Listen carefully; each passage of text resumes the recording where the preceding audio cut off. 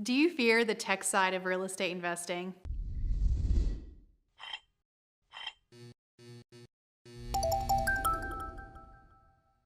Hey, it's Jenna Hoover, and in the next 5 to 10 minutes, I'm going to share with you 3 ways to invest in real estate when you have no tech skills.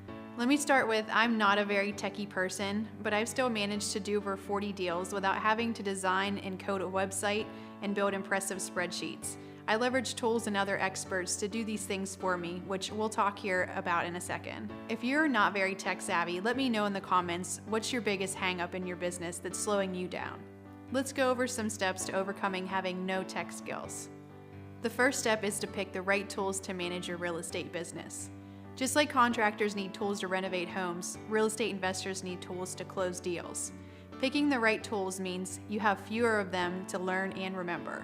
The reason you want to pick real estate specific tools is you'll spend less time having to modify them to meet your needs. For example, you can build a deal analyzer calculator in a spreadsheet, or you can download one, but now you need to know how to use Excel and analyze the deal. If you go for real estate specific tools that are built for real estate investors like Realeflow, you can simply open the deal analyzer calculator and answer some questions about a potential deal to figure out if it's profitable or not.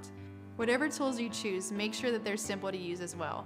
This simply means tools that you can look at and easily understand without having to go and read a manual on them. Real estate investing tools should be like a good joke. They shouldn't need to be explained in depth. Realeflow spends a lot of time making sure that their tools inside the application are streamlined and easy to understand so that you don't have to spend a lot of time learning how to use them. The next step to overcoming having no tech skills is to know that there's a lot of training out there that can help you.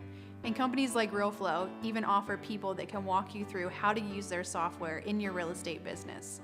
As you know, having a good support system is critical to being a good entrepreneur.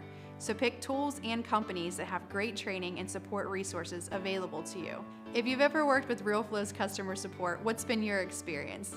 I personally have always been able to get someone on the phone or get a quick response via email. Now that you have good training and support at your fingertips, you can hire a virtual assistant and start to outsource some of these things.